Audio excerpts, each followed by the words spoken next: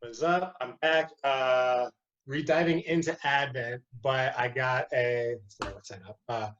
Rediving into Advent, but I got my buddy here with me for the first time, potentially my first fan. He actually hit me up a little bit after the first one came out and asked like when the second one was, and we started like talking and joking about doing like a collab. So that's what we're doing now. So we're diving into a different paragraph, but then be sure to check out his podcast, which we're going to talk all about that later. Afterwards, we're going to go even further depth into another paragraph and just like keep going into this conversation, which is super important to have right now. So this is my man, Colby Jeffers, podcast extraordinaire, rapper, father, created noble. It's wife did it, but he done it.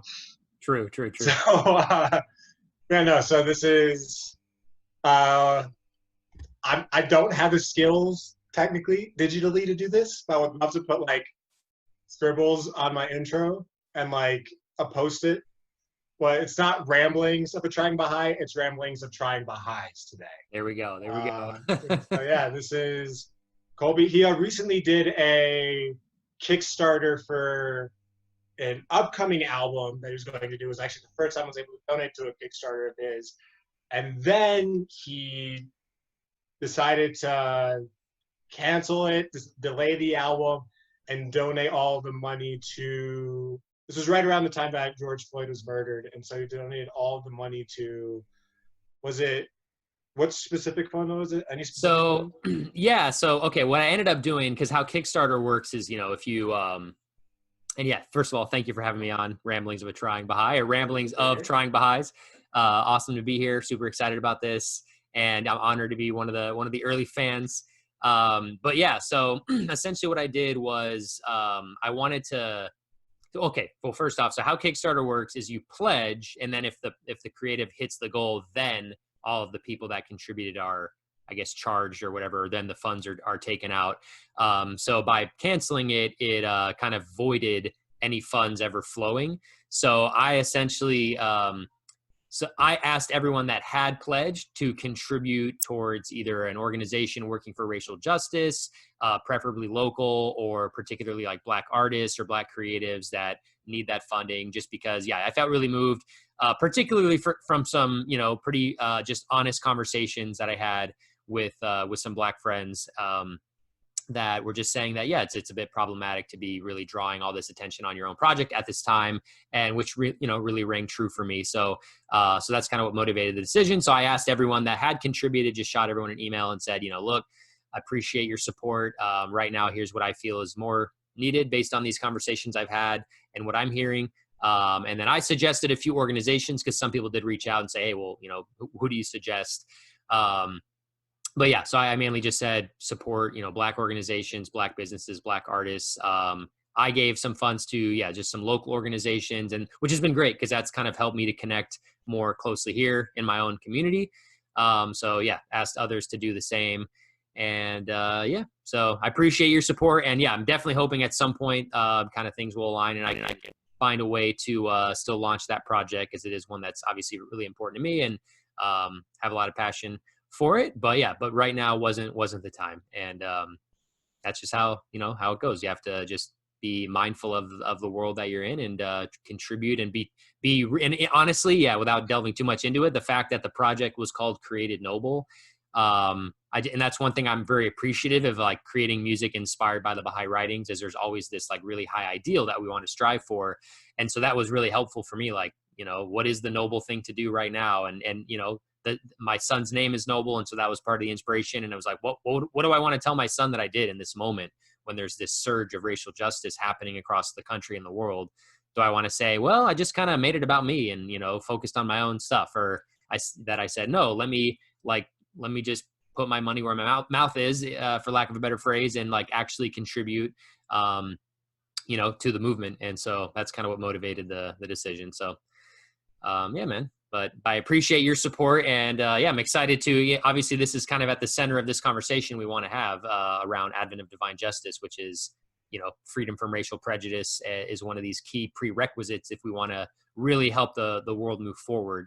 And that's only going to come through being tested. You know, what does that look like in our own daily lives? So, yeah, man. Yeah, sweet. So let's get into it, I guess. Like I said last time, Advent of Divine Justice is a letter written by Shoghi Effendi, who was the guardian of the faith. And it was written on December 25th, 1938, to the North American believers, which at that time, when Shoghi Effendi uses the term North American believers, it refers to specifically the United States and Canada, and not Mexico, though every part of North America. I think it just resonates more so with South America, South and Central America, as opposed to North America. The House of Worship in Wilmette, Illinois, is actually for. It sounds really divisive to say, but it's not meant to be. It's actually for Canada and the United States. Mm. But and this is all stuff I got from when I was serving like 3 years ago. Interesting. I did not know that. Yeah. So the temple in Santiago, Chile, is technically encompasses Mexico as well in terms of the countries that it's meant to serve as a continental house of worship. I believe so. Yes. That was at least at the time of the writing of this letter and the erection of the North American House of Worship. Gotcha. I would definitely maybe double check that now. Yeah.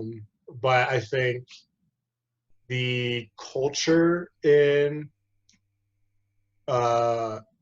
Mexico more resonates with the culture in Chile than it does here. I might be wrong on that. I've only been to Mexico as a tourist on vacation and never been to Santiago, Chile. So I can't. That makes sense.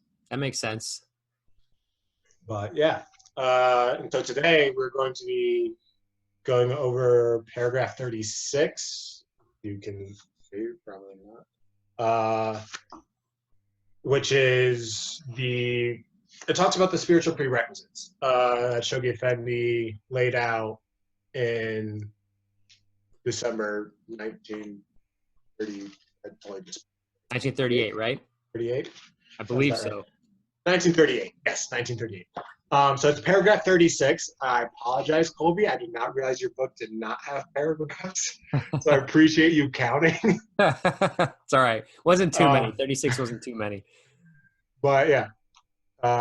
And so when I first went through this letter, my favorite, the quote that I go back to the most, the one that I reference the most, is definitely "Let the White," which is what I talked about last week. But when I think about the concepts of the Advent of Divine Justice, I think of paragraph 36. I don't think of the number. I think of. Do you want me to share the screen now for the? Yes, please. Let me get that pulled up. Save me some editing time in post. Yes. Okay. Cool. So there is the paragraph that we are referring to. Thank you. Of these spiritual prerequisites of success, which constitute the bedrock on which the security of all teaching plans, temporal projects, and financial schemes must ultimately rest, the following stand out as preeminent and vital, which the members of the American Baha'i community will do well to ponder. Upon the extent to which these basic requirements are met, and the manner in which the American believers fulfill them in their individual lives, administrative activities and social relationships must depend the measure of the manifold blessings which the all-bountiful possessor can vouchsafe to them all. These requirements are none other than a high sense of moral rectitude in their social and administrative activities, absolute chastity in their individual lives, complete freedom from prejudice in their dealings with peoples of a different race, class, creed, or color. And those are the three most important things that we as Baha'is must achieve, as I understand it, before the goals of the faith can even go anywhere. And so, yeah, I love that paragraph because, I think like you said, it kind of epitomizes or summarizes this kind of the following several pages that kind of dive into in more depth. And yeah, Shoghi Effendi just drops all kinds of like quotes from the Baha'i writings on each of those three that you can immerse yourself in. But yeah, this is like a great summary and reminder of like, okay, these are the three things to focus on. Like you said, if we want to achieve success in promoting the Baha'i faith in the North American continent. And I do think like even to a degree it's the world over, but the letter was specifically for the North America. North America is whatever. But yeah, like your teaching plans, if you don't have like even with a teaching plan, if you don't have like if you haven't eliminated prejudice of all kinds, you're teaching to a very small group. Mm. What's your experience been with that? Whew, yeah, that's a great first question. So my experiences of working to be completely free from prejudice when engaging in teaching efforts. Yeah, that's a great question, and I think this is something that I think the Baha'i community is really striving to grapple with, and even beyond the Baha'i community. Honestly, I was just talking with some other friends earlier today about this new song by an artist I really like named D1. He had a song called "Racist Christians," and just dropped it yesterday, so brand new. And he kind of explores, racism within the Christian faith and how that affects, the people's faith and religion. And so I think it's something that really all faiths, that are trying to embrace all peoples are going to have to grapple with. But I think in the Baha'i faith, like there just definitely seems to be this challenge that is rooted in, like white supremacy, where we just try to not bring it up. We just want to be comfortable. We don't want to have the difficult conversations. And so a lot of Baha'is, and I'm sure myself included, I've experiences where you just think, well, I'm a Baha'i, therefore I don't have any prejudice, and it's like, no, that's not how it works. You have to be actively rooting it out and reflecting and understanding. So, I think for me, like one of the just, top ways of actually working to root it out is just to actually befriend people, from different backgrounds and just, first of all, have that genuine sense of love and friendship in your heart. Like you want to have to desire it. So I think this is something I've been talking to some people about. I was also watching this really great podcast featuring Dr. Joy DeGruy, who's a really prominent African-American Baha'i who is an expert in this particular field. And she was sharing a really insightful concept, which is that, what are the primary values of different cultures? And she was sharing how white culture tends to value objects and Black and brown cultures, particularly like Latinx and Black cultures, tend to value relationships more than anything. And I think when we're like teaching the Baha'i faith, which is, essentially trying to share the message of Baha'u'llah with people, sometimes we can over prioritize the object, which is like, to me, the object could be like, oh, the act of teaching or sharing this thing with them, or the response that they have, towards whatever I'm sharing. And rather than approaching it that way, if we approach it from a relationship standpoint and we're like, I just want to bond with this person, I want to get closer with this person, regardless of how they respond to whatever it is from the Baha'i writings that I want to share, then it's taking an approach that I think is more free from prejudice, because we're not focused on that object. We're just focused on them and getting to know them and getting to know their background and what their tastes and opinions and habits and, their values and everything like that. So that's been something for me that's been really helpful, is just going into these, whenever I go and quote unquote teach the faith, I'm really just trying to build friendships with people and humbly share something that I've learned, and then get their perspective and value their perspective, and not feel like my job is to, somehow make them understand it the way that I understand it. Which is something that I really appreciate about like the Ruhi Institute and kind of the educational programs we have in the Baha'i faith, is there's so much depth, and it's never about, oh, I'm the expert. We're all just exploring it together, and seeing it from the different vantage points, which includes the culture or the race someone identifies with or comes from. So with that said, definitely not an expert. I'm sure I've had plenty of missteps and mistakes.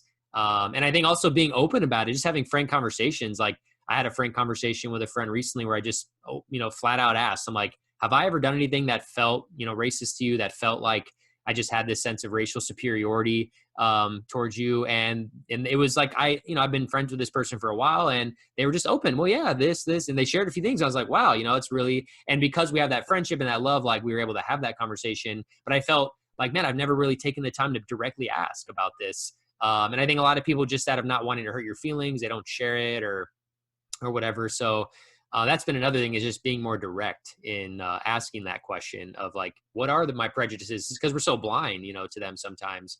So yeah, but what about yourself? What's been your experience in terms of freedom from racial prejudice in your dealings with people when it comes to, whether generally or just as a Baha'i? Like, yeah, what's been your experience? No, I definitely wasn't asking. Thank you for sharing. I definitely wasn't asking you that question as a way to like call you out either. Oh, no. It was more of like, because what your background is white and Persian, Yes. racially, right? And you do a lot of work with communities that aren't that, correct? Right. Yeah. So that was more of like my question, like, but no, like, so my experience, I haven't actually been able to do a whole lot of teaching, or I haven't done a whole lot of teaching, might be a more accurate statement. Yeah, no, it's part of a program in which when I was serving like 3 years ago, in which I traveled the country and served at the 4 Baha'i centers of learning. So Nabi, Bosch, Luhelen, and Greenacre. And each one was supposed to focus on serving a different cultural group, a different racial group. And while that didn't necessarily work out for various logistical reasons, we still managed to do it, and we spent a lot of time in Flint whenever I was at Luhelen. So dealing with the impoverished Black community out there. I spent a lot of time even though when I used to live out on the Navajo reservation, like I spent a lot of time with natives out there. And when I was serving at Nabi especially, it was a lot more teaching there. I definitely have my own, I think we all do, just like living in the society that we live in right now, with the lack of representation in media, or even with the representation in media, the very skewed, pigeonholed perception of certain characters and like the typecasting that goes on, I think is more of not why I don't, but more of what happened with a lot of that. It was like, so even like as a person of color, I didn't grow up as a person, like my dad's Black, my mom's white, so I'm technically mixed, but wherever I go, especially in like predominantly white spaces, I am labeled as Black, no question. I actually also have some Native in me. Most people don't know that. And like you wouldn't necessarily pick it out unless you had more experience with Native people. But I grew up in predominantly white areas in like suburbs and country clubs, excluding the time that I lived on the reservation. Right. And so, yeah, like my only experience with Black people was when we would go and visit my dad's side of the family, and they lived all the way on the other side of the country. And then there wasn't much beyond that. So a lot of it was like what you see on the media and what you see in mainstream media that gets widely disseminated. And so I had to go, I think it was about right after when I graduated high school, a little bit after that like I kind of had this, and especially when I started traveling, I would definitely like, if I saw a Black person walking by,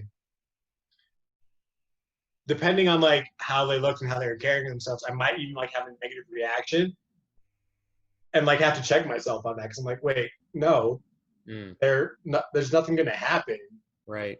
I'm not in any more danger now than I would be with a white person. I was probably where I lived was probably in more danger with a white person going by. and then where I've been just because of like the realities of those areas and the reality of who I am. That's not what the media says. And so it took a lot of like my own personal digging to like find other media that not didn't necessarily, I wasn't looking for media that painted Black people in a good light, but it was looking for media that wasn't trying to paint intentionally Black people and people of color, even like by a larger margin, in a negative light. And so it's just like, that's like even part of that. Like even if your only experience with any person of color is them playing the villain on TV, you're not going to go into that community and teach. And so that's already like this perception you have. If your only perception of a poor person is that they're going to rob you, you're not going to go into the slums, different classes. If your only perception of someone who practices Islam is the fear mongering that was done after 9/11, Yeah. you're not going to go and associate with people who you deem to be of that creed. Like, and then colorism is this whole other issue. And so it's just a lot of work that needs to be done both within and outside the faith. Yeah, man. No, there's so much to unpack. And I think that's where, like you said, when you read that paragraph and it said their individual, and complete freedom from prejudice in their dealings with peoples of a different race, class, creed, or color. Complete freedom from prejudice. I mean, there's so much there that we're conditioned, like you're saying, whether it's the media, whether it's our family background, whether it's our surroundings. And yeah, I think that's another important issue. I mean, like, our good friend Calvin Terrell, also another expert on the topic, he often talks about, anyone can be an agent of white supremacy. You don't have to be white to be an agent of white supremacy. So I think, like you're sharing this experience, if the media is painting your view of what it means to be Black, then you can be projecting those same biases out. So yeah, I think that's why it's so important to be more and more conscious and have these conversations. There's another great thing I love in Advent of Divine Justice. I was reading right before we got on, and it was sharing how when the white and the Black come together with the purpose of promoting unity and basically creating spaces like this, that like God is there to, confirm, and the cohorts of the angels come and confirm. So I'm really honored to be able to have this space together, because it's just so important. And I think it's what helps us to, develop that freedom from prejudice, because first we have to be aware of it. I think that's the most challenging part, is if you're not aware, and prejudice and white supremacy and racism has shape-shifted so much over the years, where at one point it was like very, very, overt and obvious. And there are still examples of that now, but a lot of it now is more covert because of what we see in the media, or other systems that have been created that shifted, that now we're like, I was just watching a video today that said criminal is the new Black. So people, and I know that's Michelle Alexander, the author of The New Jim Crow, talks about that, where the word Black used to be used to dehumanize people a lot, and it still is, but now the word criminal is like, oh, well, he's a criminal, so therefore oh, it's not because he's Black, it's because he was a criminal. And it's like, you're just replacing the word, because you're just using that word criminal now, which disproportionately is applied to Black people to dehumanize them and justify whatever it is that has occurred to them, whether it's their plight in the prison system, or their death on an extreme. We often use this criminality to justify it. And it doesn't matter if you're Baha'i or not, it's going to creep in. And actually, just also, I think, just to share, because you brought it up, I think, so in my own experience, it's been interesting, because I do a lot of my Baha'i kind of community building activities in the Sunny Slope neighborhood of Phoenix, which is like North Central. And it's a fairly diverse neighborhood. But the pocket I'm in is predominantly Latinx or Hispanic, mainly Mexican American. I'd say probably 90%, 80-90%. So that's my awareness, or my prejudices or whatever have been centered on that population, learning about And that can be around language. It can be around immigration, these types of things where just all kinds of prejudices come up. And so just trying to kind of free myself from that has been my main experience. But yeah, definitely there is definitely a mixture of groups. And that's one of the things I really appreciate about Sunny Slope is you have a combination of socioeconomic class, race, all kinds of different, it's very diverse, but you still see those divisions, those hard divisions of like, oh, that's the rich part, that's the poor part, that's the black part, that's the Mexican part. It's very divided in that sense, which is another part of prejudice, just the segregation that occurs. And then if you're not practical about it, you kind of just end up getting, what's the word? You kind of just fall into it. Like, oh, well, I don't have any Black or Hispanic friends. And it's like, well, where do you go to school? Where do you live? And, why did you choose that? And then just in the language, like so much of the language that we use, again, to get into the covert forms of racism, like I've heard so many times, like, oh, you live in Sunny Slope? Like, oh, that's a blank part of town. That's not a nice part of town. Like oftentimes people say, oh, that's a nice area. And what they mean by that is that area values, whiteness. And white cultural values, therefore it's nice. And oh, that area is not, there's all kinds of words to describe, how people want to say it. But basically it's just saying, yeah, whiteness is good and blackness and brownness is bad. It's just essentially what it is that they're saying. But then when they're conscious of it, a lot of times they want to, oh, it's not about that. It's just about, this other thing, when really it is about that if you kind of take a deeper dive. So I think that's just a big part of freeing yourself from prejudice, is just being honest with yourself, and then also listening to people who can shed light on the topic, which for me has been just really centering on what are Black people saying about the issue, but then also realizing that, yeah, there are I feel like we see it now where a lot of Black people get tokenized, and it's like, oh, well, here, I'm going to pick this one Black person who kind of just supports the system of white supremacy that we have, and therefore, hey, I'm listening to a Black person when really they're just an agent of white supremacy, and you're just using that voice to kind of support your own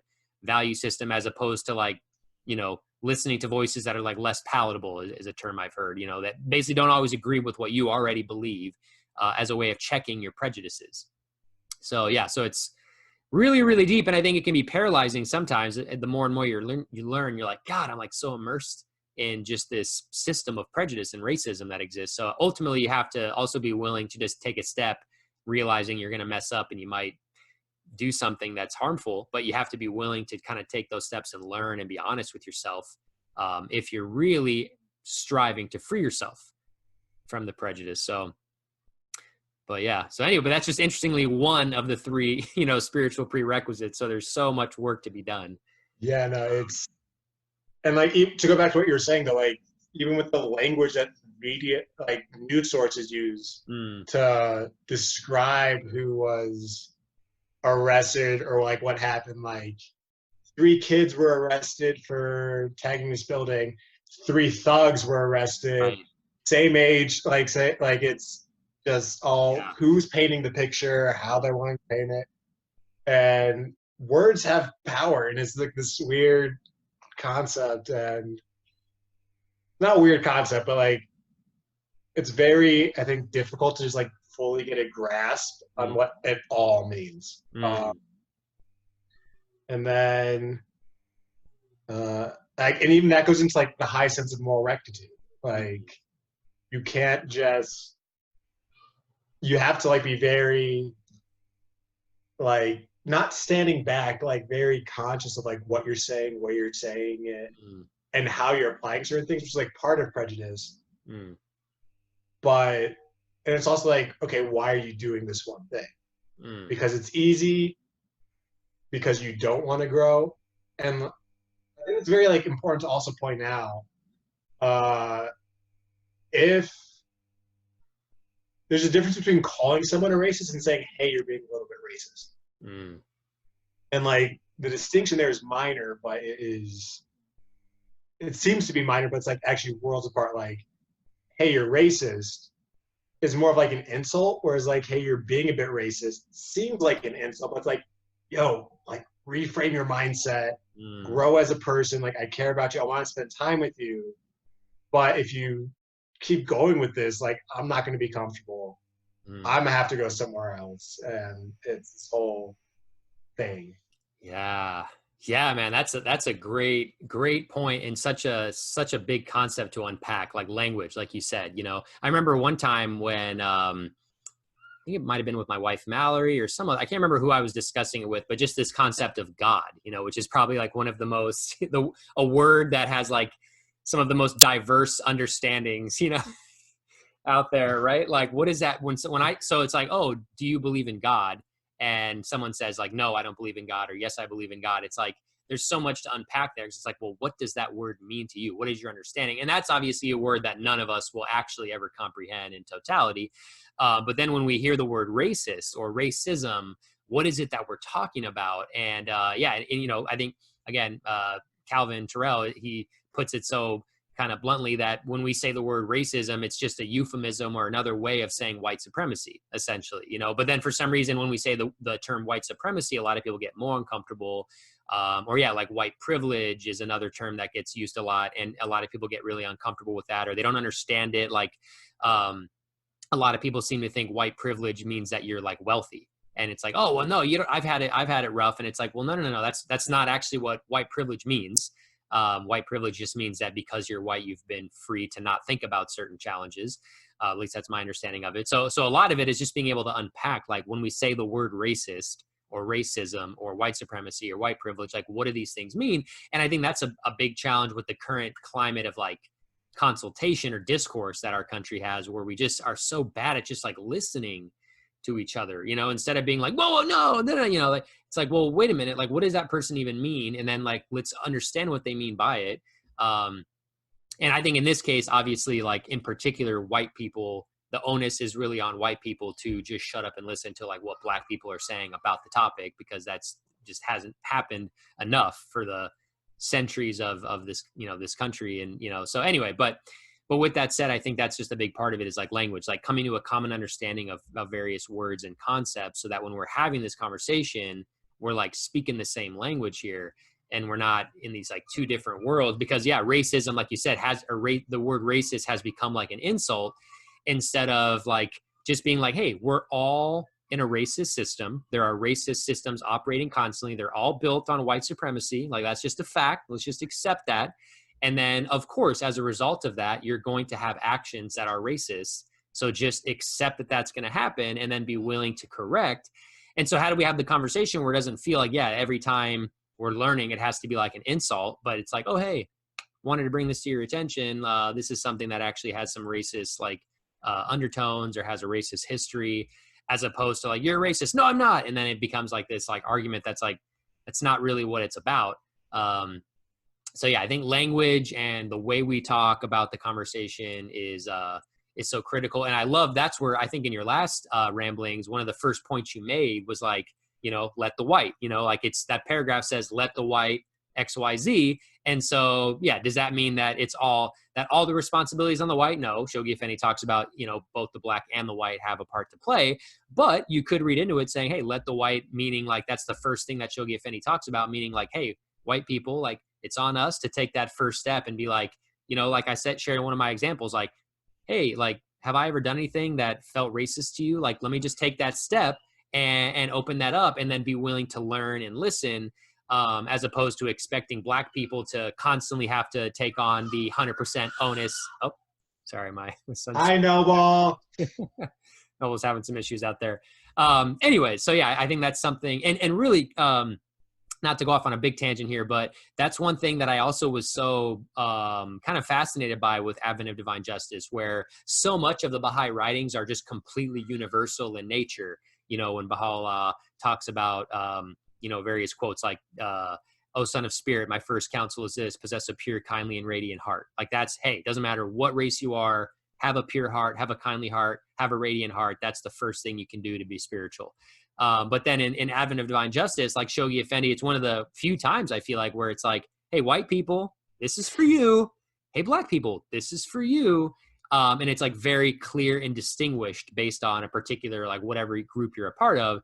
And it's actually really empowering, I feel like, because then as a white person, like one of the things I've taken away from that paragraph you explored last episode was, as a white person, I need to work on working on my oftentimes subconscious and inherent racial superiority complex, And that's what I need to work on. So I don't need to work on the other stuff that Shoghi Effendi is talking about for Black people to work on, Black Baha'is to work on in particular. I need to work on what he said I need to work on, you know? So just, yeah, it's really empowering, but also you have to be so intentional, because I feel like you can easily be like, well, wait a minute. Hey, he said that Black Baha'is need to, you know, be really, you know, forgiving and have a readiness to embrace and to kind of let go of those past things that have occurred. But if I focus on that, then I've already missed the whole point, because that's my superiority complex kind of manifesting itself. So that's been a big key for me, is just like focus on what I've been asked to do, which is get rid of the racial superiority complex that I'm inherently and subconsciously taken from the system. Anyway, kind of going back to your other episode, but I thought that was an No, I was about to do the same thing actually when you mentioned it, because I think I talked about it in that last video, in which I think it was a feast or a holy day, and this also goes back to what you were saying about like Baha'is thinking just because we're Baha'is we're perfect, we're done, we don't need to do any more work. Not true. No. There was a individual in my community who, this was a year and a half ago maybe, and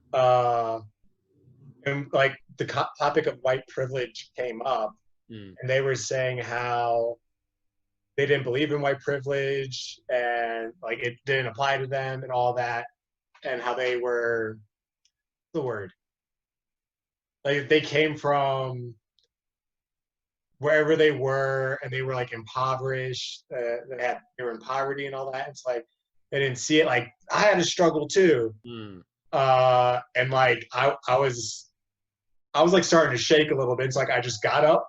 This was at our house too, so I got up, I went to my room here, grabbed this, walked back out and read that the white, because I was like, if I say something, I'm gonna cause a bunch of disunity.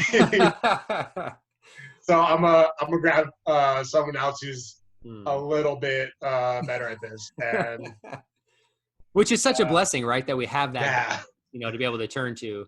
And like I'd already read it, and like the fact that I read it in the past and knew it was there, and so I'm like, okay, now I just gotta find it. Right. Now I just got it, and so it was super helpful in that sense. So where did the conversation go? Did it end up being fruitful at that point, or? I don't actually remember. It was, I know one of the, I left, and then I came back, and one of the other Baha'is in the community, like, cut the person who was talking off as they were like just going on, because they saw that I had this, and they're like, let's hear from the words of Shoghi Effendi. Nice. And so it's like a nice little like pivot. Nice. And then the person who was talking, their son, who's older, they don't live together. Not that like older, has kids. He's like off on the life of his own. Right. Talked about though like how I just like came back and like was not combating against it. It was like, well, we're in the same family. I'm your son, but I drive invisible. Like I've been in the cars with like my native friends, my Black friends, my Hispanic friends, and they get pulled over. We drive the exact same way, and I've gone through just fine. And so that was really cool that he came back and talked. Like also, I think that's part of just like, I want to say that's part of the moral rectitude, like, because you have to be moral and not like just like super egotistical about it. And like, okay, what serves me? You have to like take a step back and you're like, okay, what's the right thing to do? Right, not righteous. Is that the right word? Like, it's the just thing to do. Yeah, like, and so. And each one of these imperatives actually like applies to a different level of society as well. I believe if you go through it, and maybe even like you have to go through other paragraphs as well. But like, I think moral rectitude is like the institutions. Yeah. Like so they all apply like every level, of course. Right. But I think moral rectitude speaks more to like the institutions. Like, okay, so it's cheaper to make a product this way. Is it the right thing to do? Right. And until like we start changing that, we're never gonna get anywhere. It's like until we start changing like how things work, or like even as Baha'is, how we start changing how things work. Our goal as Baha'is of world unity never gonna happen. Yeah. And I think that like an absolute chastity. That was rough. Oh God, that one's rough. Yeah. Well, no. Okay. So on that, if I remember correctly, that struck me too. How Shoghi Effendi does point out, like, yes, these three spiritual prerequisites of rectitude of conduct, chaste and moral, pure and chaste holy life, and freedom from racial prejudice. How they do apply to everyone. But then, yeah, I think moral rectitude of conduct applies more to institutions. Pure and chaste holy life applies mainly to youth. And then freedom from racial prejudice is like all across the board, everyone. Yeah, so it's I interesting. think it's like institution, individual, society. Like when you read the specific paragraph, it's like moral rectitude in their social and administrative activities, like institutions, absolute chastity in their individual lives as a single person, and complete freedom from prejudice in their dealings with peoples of a different race, class, creed, or color, which is like both in like society and like area and all that. I think like no, that makes sense. Not to be putting words in Shoghi Effendi's mouth. We're all striving to understand. We're all just rambling and trying to understand, man. Yeah, that's another beautiful thing about being a Baha'i is nobody has the full truth except the guidance. There's so much. It's crazy. Well, and really quick on that note you were just talking about with moral rectitude, because one of the things that was interesting as I was reading through it, the Advent of Divine Justice, was how Shoghi Effendi, so in this paragraph that you highlighted, he kind of lays out the three spiritual prerequisites, and then he kind of lays out each one individually. But after he lays it out individually, he then basically shares a bunch of quotes from Baha'u'llah and Abdu'l-Baha about that particular theme. And if I'm remembering correctly, so for the rectitude of conduct, he actually shares like two sets of quotations. And the first one is mainly about like rectitude of conduct, like your conduct and just doing the right thing. But then the second set is all about justice. And he just lays out all these particular quotes about justice. And that particular subset just blew my mind because it was just sharing like how, like literally, like you're saying, justice is a prerequisite to unity. You know, so we often, another Baha'i friend recently was sharing like a lot of Baha'is want to jump straight to love and unity and skip justice, you know, because it's harder or doesn't feel as good, particularly if you're white or, Persian in the Baha'i faith. We have a lot of Persian friends. So if you're in that majority in your community, it's like, I don't want to have to deal with the justice part because it doesn't feel as good. It's more challenging. But it's like, no, it's a prerequisite. It's the best beloved of all things, according to Baha'u'llah in God's sight. What else does it say? It says like, that the foundation, I think there's one quote that says like the foundations of society are built on justice, not forgiveness. So like, we shouldn't be pushing people to forgive. Like we should just be making sure we're doing the right thing. Like, let me just do this thing and ask people to forgive me. It's like, no. What's the right choice? So that really resonated. And I'm definitely going to be making, I think the next one after this, the next video I make is going to be about that. But like each one of those prerequisites gets like 5 pages. Like in the following paragraphs, like they each get, like a bunch of paragraphs. So that was paragraph 34. Mm-hmm. And then the quote I read last time and like delved into is paragraph 60. And that deals with the third one. Right. And I think that might even be, and it's like the second one, I think, in the racial prejudice one. And so it's just like this whole, like each one gets a lot. And Shoghi Effendi goes in. He goes in on that one. So if you're at home, if you can get an Advent of Divine Justice, you can also find it online. Like sit down, study it. Quarantine's going on. There's a pandemic. You all got Zoom. You're watching this. I know you got internet. Set it up with people in your community. Go through Advent. Even if you don't, go through the entire thing. But even if you don't, sit down and if you want to work for world unity, you need these 3 things. So sit down with your community. Sit down. Might be a bit. I'm not gonna say don't sit down with your friends, but that could be a bit deep of a jump. for the first one. Like that's where you're starting with. But yeah.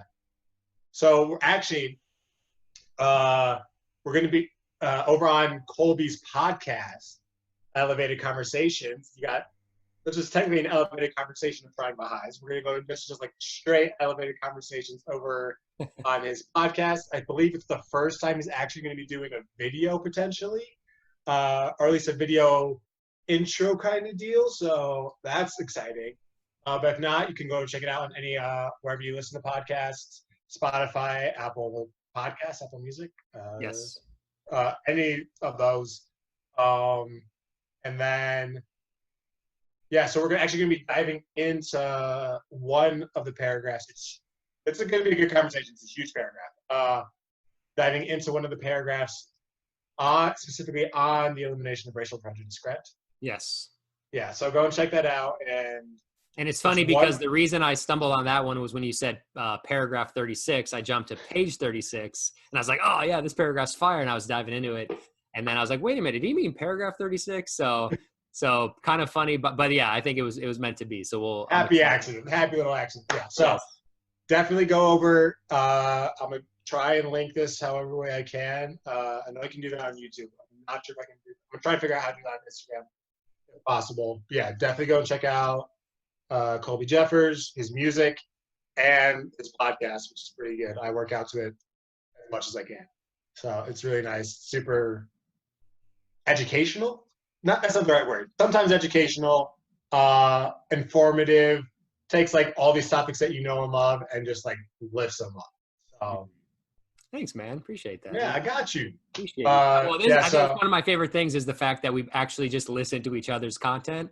So it's really fun to be able to support each other, just sit down and engage in the elevated rambling of trying Baha'is, having a conversation. Yeah. Nothing. Yeah, and definitely also shout out to Colby for helping me out with getting my last rambling onto Instagram. The files are exporting way too big.